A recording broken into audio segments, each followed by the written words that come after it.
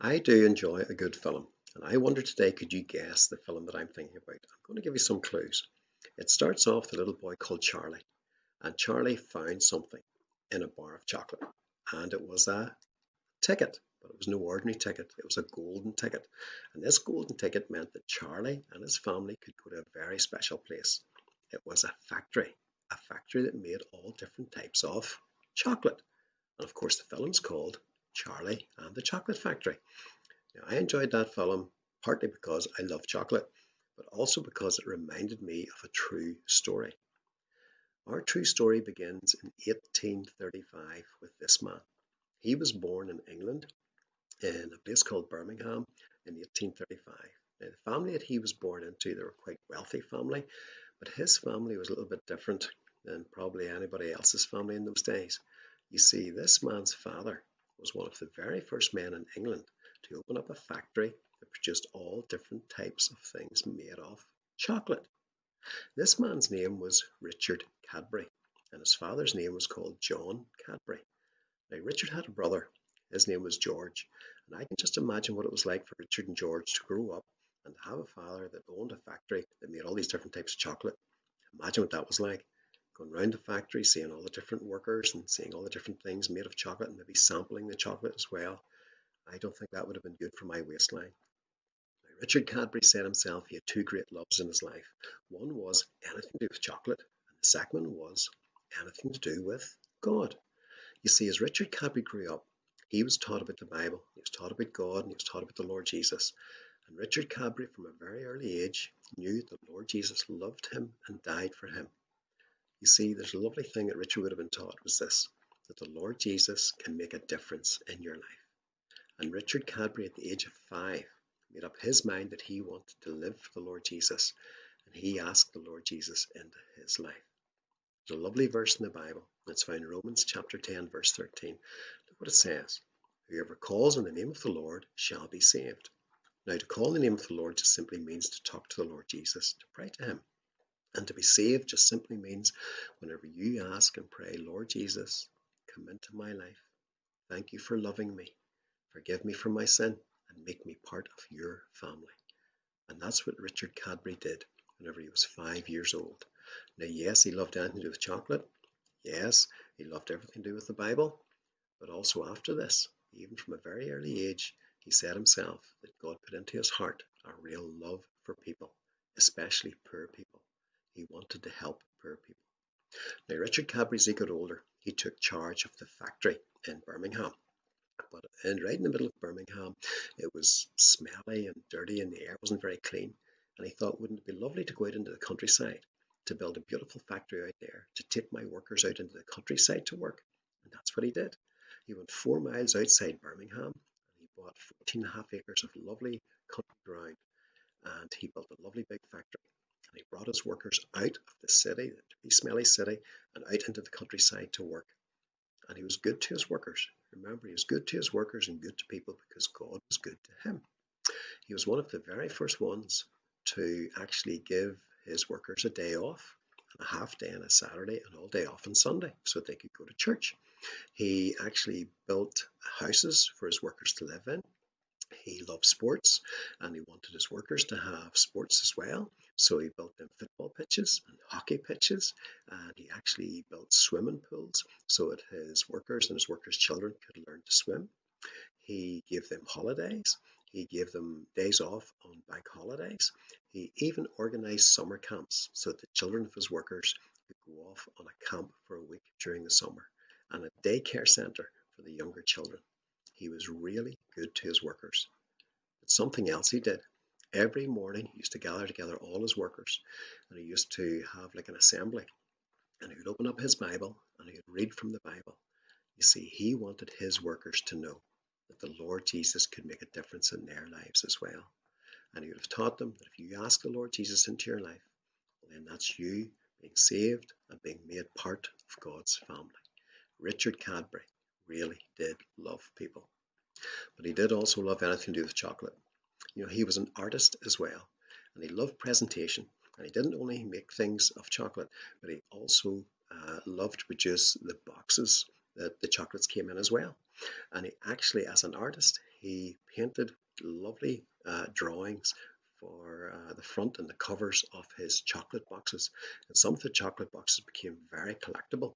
And if you had one of these today, they'd be very, very expensive. And he loved presentation. And he used to publicize about his chocolate and about his drinking chocolate in lovely posters. And in fact, back then, now it's not true, but back then, he even advertised that drinking hot chocolate could actually make you stronger. I don't think that really does happen. But he loved anything to do with chocolate. And today, Cadbury's chocolate bars would look something like this. This is what you would recognize. So the next time you lift a chocolate bar and have a look at it, when you see the name Cadbury, you remember about Richard Cadbury and how Richard Cadbury loved people, but he loved God and put God first through putting his trust in the Lord Jesus. Richard Cadbury loved anything to do with chocolate. He even wrote a book about it, Cocoa, and all about it. And Richard Cadbury are really pleased nowadays because I found out that on the 31st of January, it's actually National Hot Chocolate Day. So on the 31st of January this year, you make sure you have a lovely big mug of hot chocolate. I'm going to do it. And you remember this story that I'm telling you about Richard Cadbury. Now, Richard Cadbury, he made hot chocolate for a reason. You see, back in those days, people were very poor. And the problem was, when people were very poor, they used to drink too much alcohol. That was ruining families. And Richard Cadbury, he made this hot chocolate drink. And what he hoped was that they would drink hot chocolate rather than drinking that alcohol that was ruining families. Richard was married and he had 8 children. Number 6 of his children was his daughter called Helen. Now, Helen was a very good girl. As she grew up, she loved spending time with her father. She loved going around the factory. She loved watching what her father did and how he taught his workers all about God. But he also had a little church built right down in the middle of Birmingham, one of the poorest parts of Birmingham. Helen loved to go down in there with her father as well. And her father used to go down, used to take clothes down for people, and used to take food down and feed the people as he taught them about the Lord Jesus. And Helen Cadbury used to save up her sweets and save up a little bit of her pocket money and go down and help her dad to help the poor people in the middle of Birmingham. But there was one night, and as they went down into this little church in the middle of Birmingham, Helen went in and she found that at the door there was a man called Mr. Gibbs. And Mr. Gibbs had been an alcoholic. He had drank far too much. But here he was now, all lovely dressed up, and he was showing people to their seats in a church. And then she looked up into the choir, and there was this woman called Mary. And Mary was dressed up in a lovely yellow dress, singing in a church choir. Mary had been an alcoholic as well. What had made a difference in these people's lives? And of course she knew it was the Lord Jesus. Little Helen, as she sat in the church that night, she was only 12 years old. And what she realized was that as she listened, she realized that these people had made a change in their lives because they had put a trust in the Lord Jesus. And she realized that even though her daddy was a Christian, even though she was doing all these good things, she realized if she ever wanted to go to heaven, she had to put her trust in the Lord Jesus as well. At the end of the service, the man spoke and he said, "Now, if anybody wants to become a Christian, why don't you come up to the front?" Little Helen stood to her feet. Now, Helen's friends were there that night. And Helen's friends looked at her and said, "Where are you going? What are you doing?" He said, "Sit down. You're embarrassing yourself in front of all these poor people." Now, Helen Cadbury had a choice. Was she going to listen to her friends who wanted her to sit down? Or was she going to go up to the front and speak to the preacher and to ask the Lord Jesus into her life? Young people, sometimes it can be difficult whenever you've made to make that choice. Maybe you think to yourself, what will my friends say? What will my family even think? Well, I hope you make the right choice and say yes to the Lord Jesus and ask him into your life, no matter what your friends say. Helen made the right choice. She didn't listen to her friends. She went up to the front that night and said, "I want to put my trust in the Lord Jesus." And the preacher showed her how to ask the Lord Jesus into her life. And she did it that night. And then she became a part of God's family. Little Helen, before this, she had been a very good girl. But now she wanted others to hear about the Lord Jesus. And what she did was she thought, what about all of my school friends? I could tell them about the Lord Jesus as well. Well, she had a great big old Bible at home. And this old Bible was very heavy, big Bible, big family Bible with a wooden cover on it. She thought, I'm going to take that into school.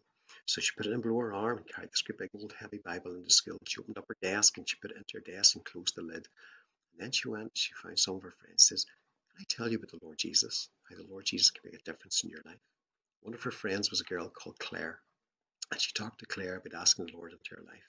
And then she said, "Come over to see this." And she opened up her desk, and there was the Bible. And she opened up the Bible, and she was able to tell Claire from the Bible how the Lord Jesus loved her, and how he died for her, and how the Lord Jesus can make a difference in her life as well. And Claire put her trust in the Lord Jesus too.